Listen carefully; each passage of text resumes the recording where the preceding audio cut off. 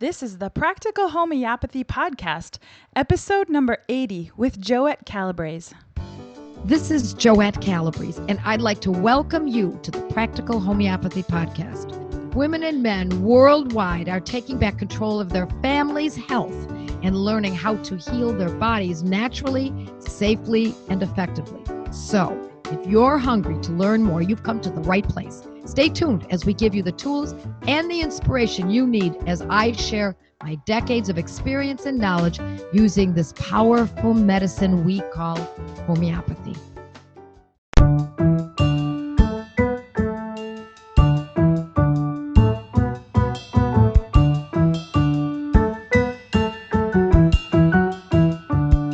Joette, we're here to talk again about what is homeopathy. We're going to answer that question and expound upon that a little bit more today in this podcast.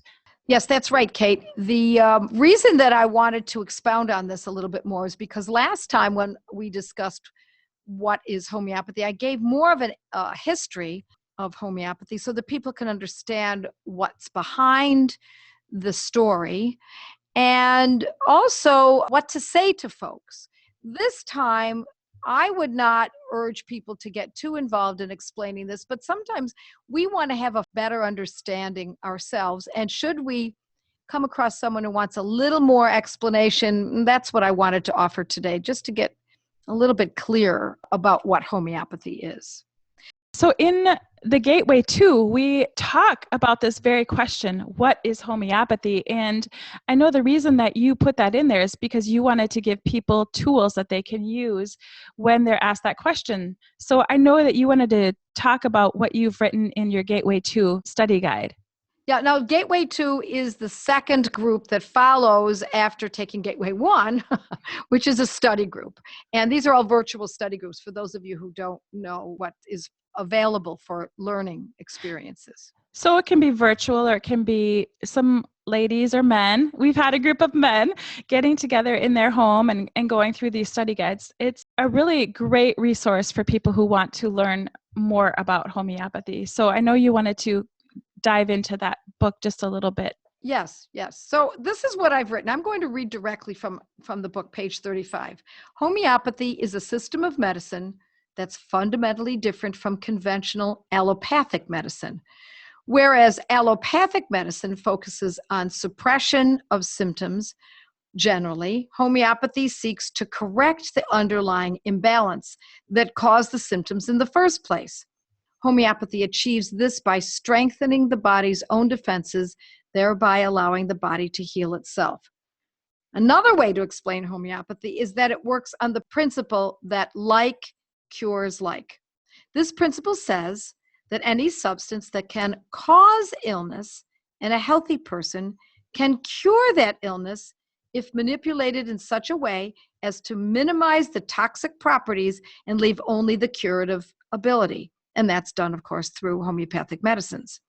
This is accomplished through a manufacturing process where each medicine is prepared using a series of repeated dilutions and succussions. And by the way, this is very mathematical and pharmacological. It's not done willy-nilly. This is done in a very systematic way. So these medicines are made by homeopathic pharmacies in accordance with the standards and processes described in the Homeopathic Pharmacopoeia of the United States, which is HPUS, and are regulated by the Food and Drug Administration. So homeopathy is regulated by the Food and Drug Administration because it is considered medicine. They're not supplements, not herbs, not vitamins, not essential oils. In fact, I used to consider it holistic, and now I'm thinking a little differently about how we present that. Because as soon as you say holistic, people think that what I mean is it is synonymous with holistic.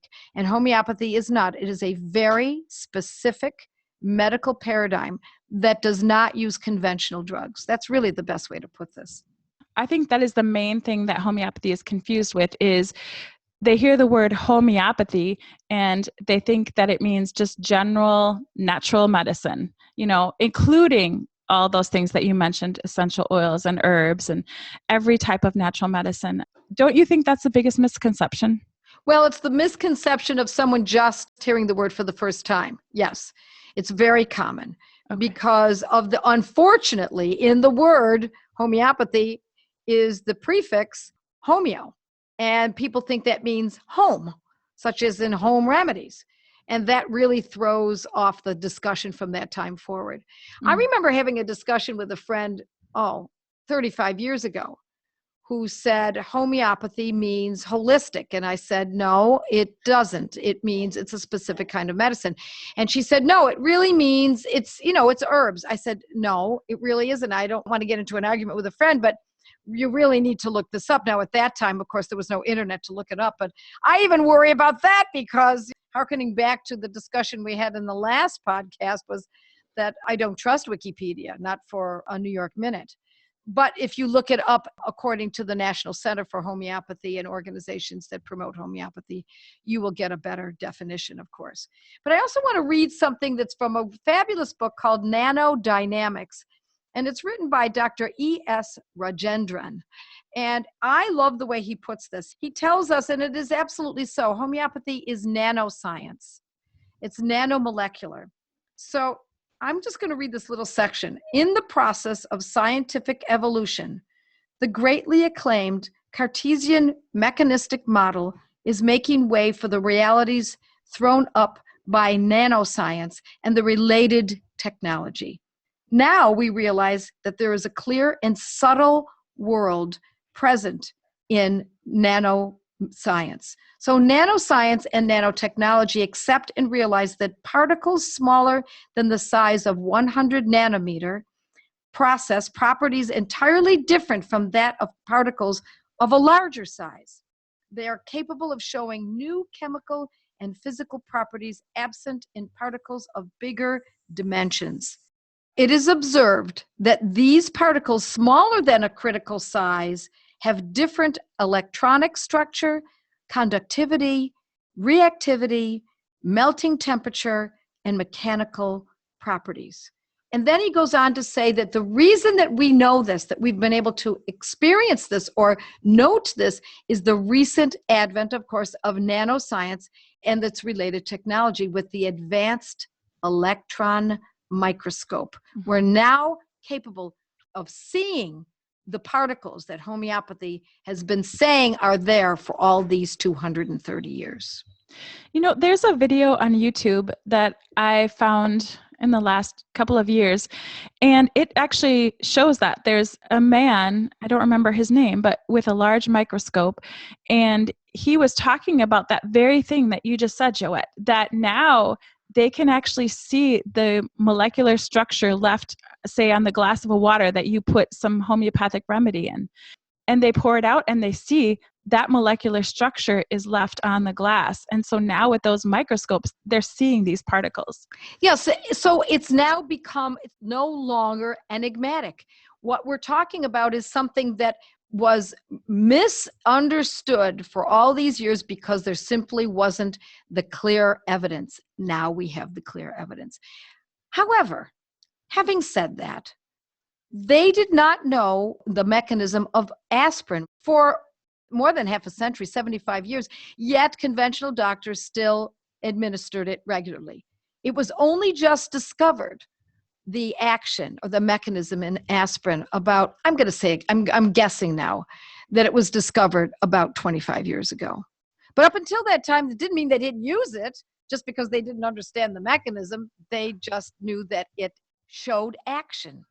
When there was a fever, it brought the fever down. That's clinical evidence. When there was swelling, it brought the swelling down. Clinical evidence, observation. And if we don't use that observation and dismiss it as only an occasional event or not holding enough water because there was no study of hundreds or thousands of people behind it, we are going to lose out on an awful lot. Mm-hmm. In fact, it always makes me chuckle when personally I have seen in the very beginning when I was first using homeopathy, long before I was in practice or teaching it, that when I used belladonna for an extremely high fever in my children, one son in particular, the fever went down in very short order. And one could say, well, that's just the progression of the illness and that was going to happen anyway. But not when it's time and time again.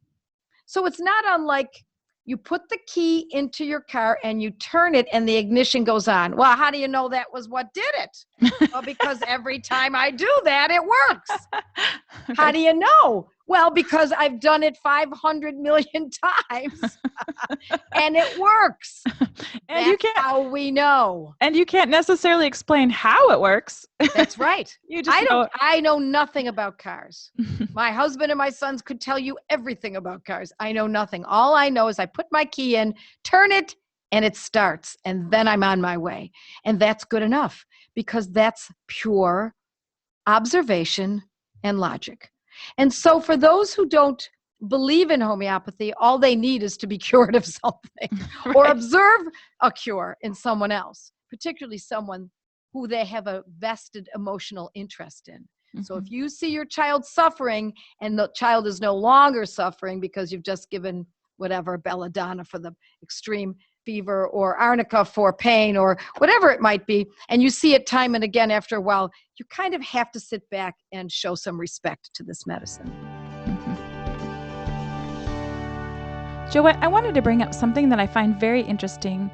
On our last podcast, there was a nurse that wrote down a comment, and I just want to read it to you. She says, "Excellent podcast, and thanks for letting us read it too.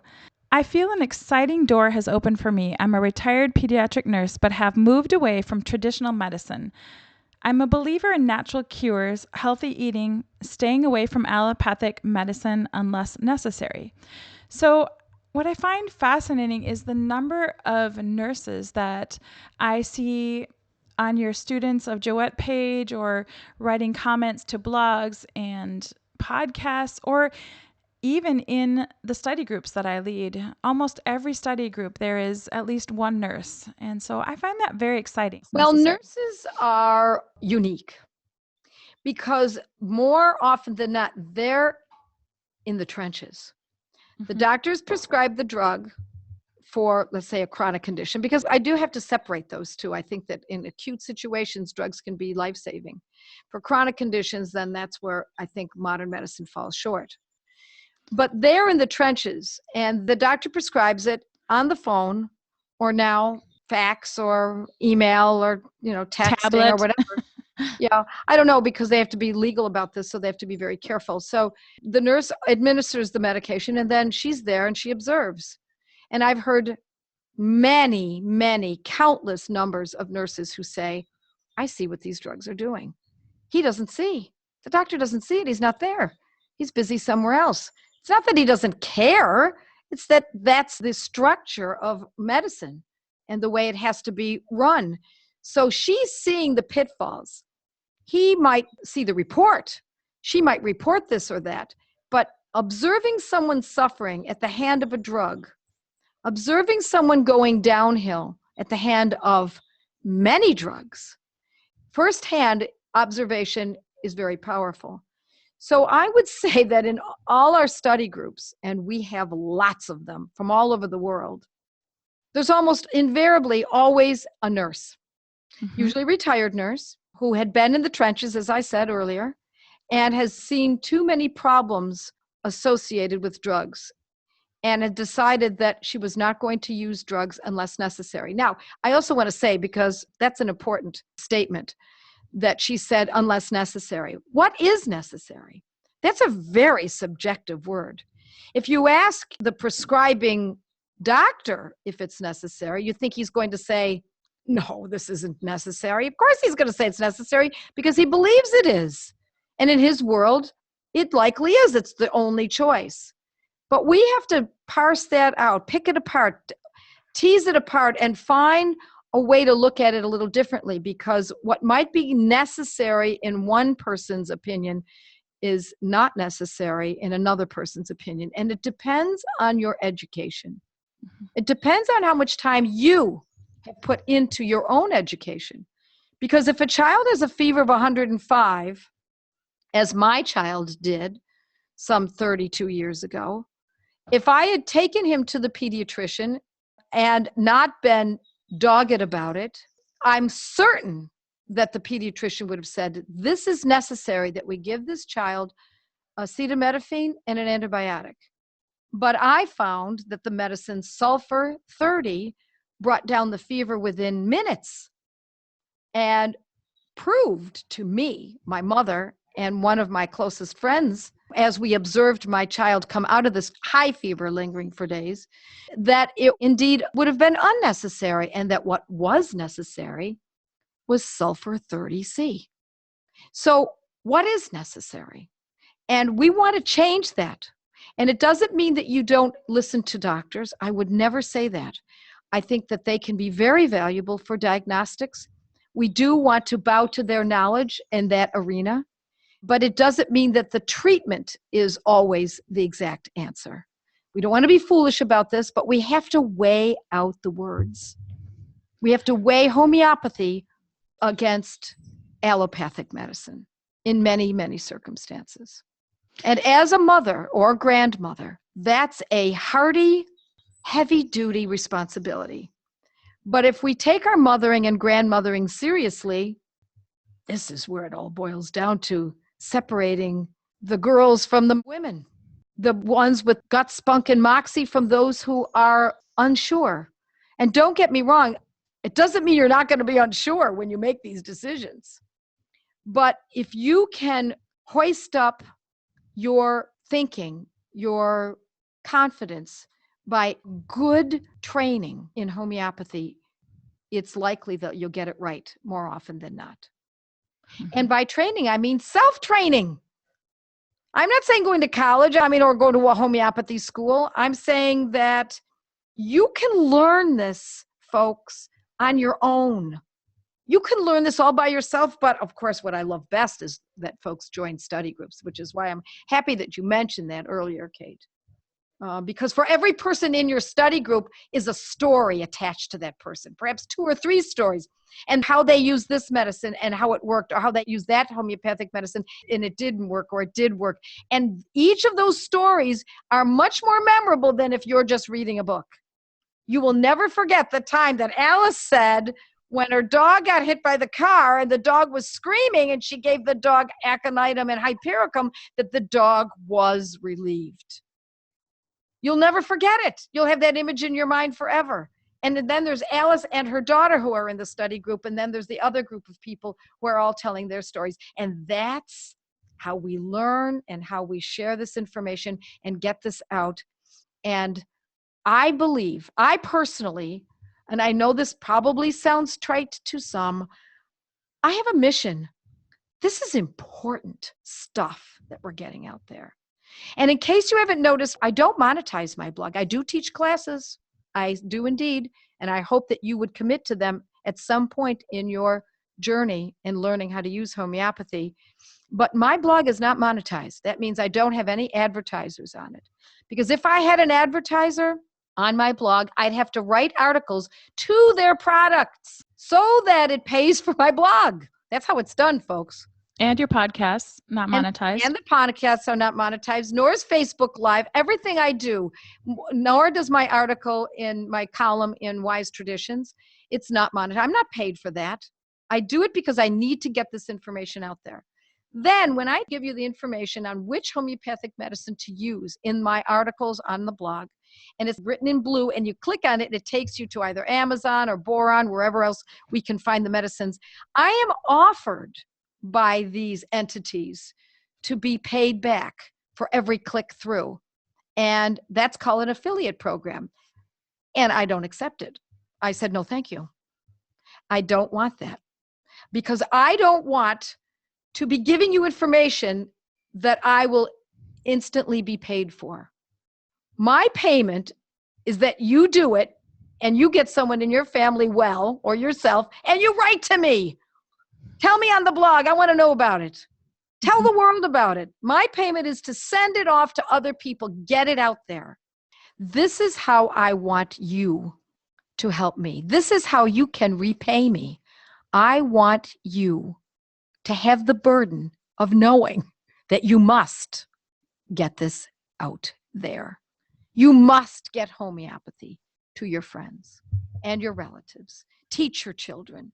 Raise them knowing how to use homeopathy. Start your familial legacy. Teach your children teach your grandchildren. When you pass, they will remember you as the one who taught them how to treat an injury or an infection or a psychological concern. And then that will be passed on. And you will have built a legacy, and homeopathy's legacy as well. So if you're wanting to know how to explain to someone how to help them understand homeopathy, a couple of options. They can listen to the podcasts.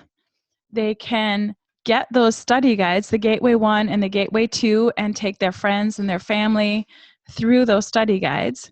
They can go to your free resources section on your website. That's joettecalabrese.com. And if you click on the free resources tab and then scroll down to free community, in that section, you have a lot of resources, articles, research papers, what else is on there? Studies. Right. Studies on there. Studies done by doctors, by pharmacists, by hospitals, by clinics that you're not going to find here in the United States. It's mostly in Europe and India, South America. It's a simple explanation is this. When someone says, well, what is homeopathy? You could simply say, oh, it's the medicine that works without the side effects. It's Right. the one that we use to cure without the side effects. It's the medicine that's inexpensive. Now, if you have to go further than that, then by all means. And remember, don't go too far. You have to be able to read who you're speaking to. You don't know how much they want to know. You don't want to come across too heavily. We have to balance that zealous personality aspect that many of us have, including obviously me. And you want to appeal to their emotions, but you also want to appeal to their intellect. And that's what I'm trying to do today. And what Kate's trying to get across is that there is information out there that you can study and read and have as a resource so that you understand who has done the research and how it's been done. So when people ask me, Joette, I usually give a short answer similar to the things that you said today. And then I say, if you want to know more, go to joettecalabrese.com, and there's a tab at the top of your website homepage, and it says new to homeopathy ? And they can just click on there and go through those things and learn more and dig and research for themselves. And I say, and I have a study group coming up if you want to join that, and you can learn for yourself about homeopathy. I know, Kate, you've run, how many study groups have you organized? I don't know, Joette. I think over 10 or 14. I don't know, something like that. Over Excellent. 10. You're one of the stars doing this. We have other ladies who are doing it too, and they run these study groups all the time as well. And sometimes there are only 10 in the group, and we've had groups with as many as 99 people in them, and all meeting virtually. So, Kate, I know that people are going to ask this in the question and answer, and then you're going to be gone, and I'm going to be answering these questions, at 2 a.m. So how do people join a study group that you're running? How do they do that? Well, they can find me under the Facebook page, Joette's Study Group, Find Your New Study Group Friends. So if you go to that Facebook page, you can find an advertisement for the study groups that I'm starting, as well as all of the other people who are starting study groups. That's where you can find everyone who's starting a study group. Well, what's nice about having a choice of those who are running these study groups is because some of them do it on Thursday nights, right? 8 weeks in a row, and others do them on Saturday morning. So you want to decide depending on where your little bit of free time comes in. Mm-hmm. Exactly. Joette, I know our listeners love to hear recommendations for remedies on these podcasts. So can you give us a little tip on using one remedy before we leave today?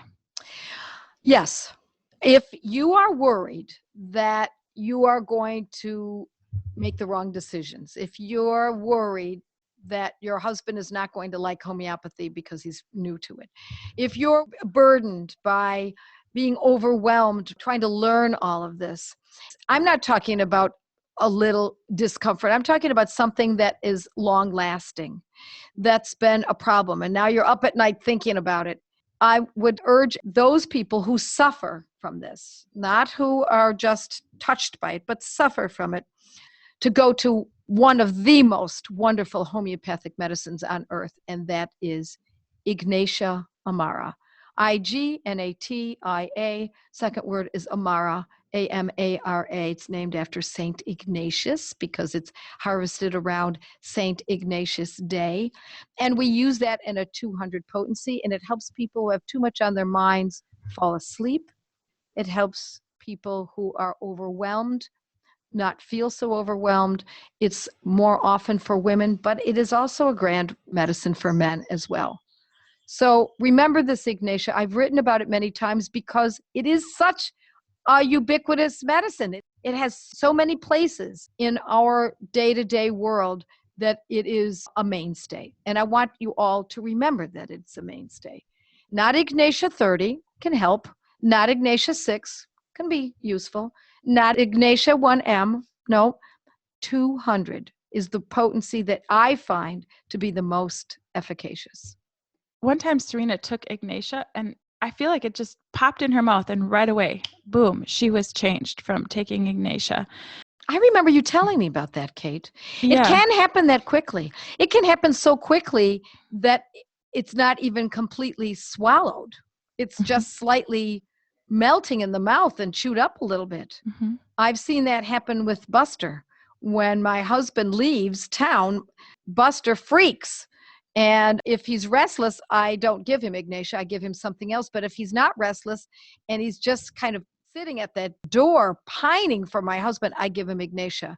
And within short order, it's not always that it works that quickly, but certain times, certain circumstances, certain people, it works more quickly for. And then I can get him to come to bed. Come on, let's go. Just because Perry's not here doesn't mean you can't go to sleep. So here you go. Get in your little bed in my bedroom. And then he's fine the rest of the night. Everyone should have Ignatia. That's right. Not take Ignatia, but everyone should have No, it we don't in want to there. take this willy-nilly because as we said, hearkening back to the beginning of our conversation, this is medicine. Mm-hmm. We only use it when there's pathology, Mm-hmm. when there's something wrong, then we use it. Not because, oh, well, let's just give it a try. And you're better off saving it for when it's necessary. But have it in your toolkit and be ready to use it when you need it. You bet. As I hope you know by now, on my blog, podcasts, and Facebook Live, I offer as many protocols for simple conditions as I can, for free, without affiliates or advertising. But let me be clear, when it comes to more complex conditions, it's key that you learn how to use these medicines properly. I want you to be well trained.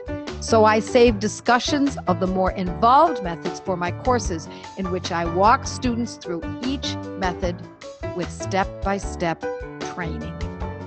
I hope listening to this podcast has inspired you to follow in their footsteps.